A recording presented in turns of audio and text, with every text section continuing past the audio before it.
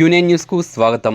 ఈరోజు 18వ తేదీ నుండి వచ్చే నెల 2వ తేదీ వరకు 10వ తరగతి పరీక్షలు జరగనుండగా ఈరోజు 10వ తరగతి పరీక్ష తెలుగు పేపర్ ప్రశాంతంగా పకడ్బందీగా నిర్వహించారు.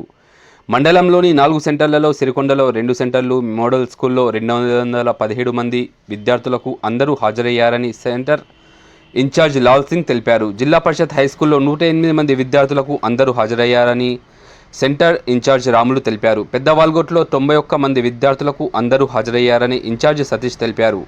అలాగే కొండాపూర్లో 127 మంది విద్యార్థులకు అందరూ హాజరయ్యారని ఇన్ఛార్జ్ మున్యా నాయక్ తెలిపారు. 4 సెంటర్లలో 543 మంది విద్యార్థులు పరీక్షలు రాశారని వెల్లడించారు. రోజు ఉదయం 9:30 పరీక్షలు ప్రారంభం కానుండగా 9 గంటలకు విద్యార్థులకు వేరువేరుగా తనిఖీ చేస్తూ సెంటర్లోనికి అనుమతించారు. ప్రతి సెంటర్లో చీఫ్ సూపరింటెండెంట్, డిపార్ట్మెంటల్ అధికారి, కస్టోడియం సీసీటీవీల ద్వారా పరీక్షలను పర్యవేక్షిస్తున్నారు.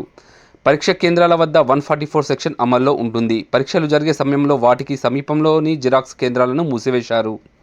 విద్యార్థులు, పరీక్షల సిబ్బంది ఎవరూ కేంద్రాల్లోకి మొబైల్ ఫోన్లు, ఇతర ఎలక్ట్రానిక్ పరికరాలు తీసుకువెళ్లకుండా పకడ్బందీ ఏర్పాట్లు చేశారు.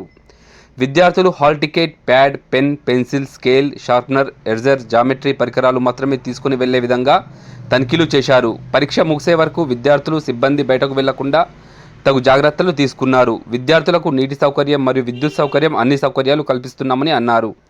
విద్యార్థులందరూ సకాలంలో పరీక్ష కేంద్రాలకు చేరుకోవాలని అన్నారు.